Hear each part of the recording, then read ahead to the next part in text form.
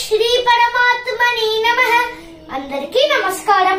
ఈ రోజు శ్రీమద్ భగవద్గీతలోని ద్వితీయ అధ్యాయమైన సాంఖ్య యోగంలోని 42వ శ్లోకము యోమిమాం పుష్పితాం వాచం ప్రవదంత్య విపశ్చితః వేదవాదరతాః పార్థ నాన్యదస్తీతి వాదినః.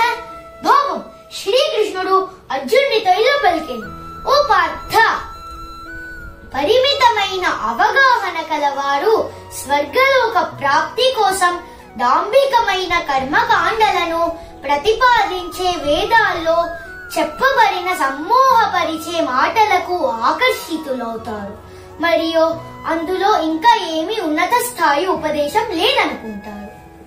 43వ శ్లోకము కామాత్మాన స్వర్గపరా జన్మ కర్మ ఫలప్రదాం క్రియా విశేష బహుళాం భోగైశ్వర్య గతిం ప్రతి.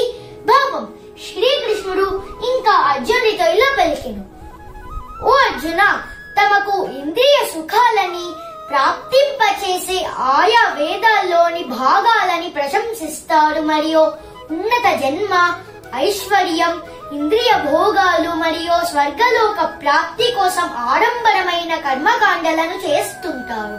44వ శ్లోకము భోగైశ్వర్య ప్రసక్తానాం దయాపహృత చేతసాం వ్యవసాయాత్మికా బుద్ధిః సమాధౌ న విధీయతే.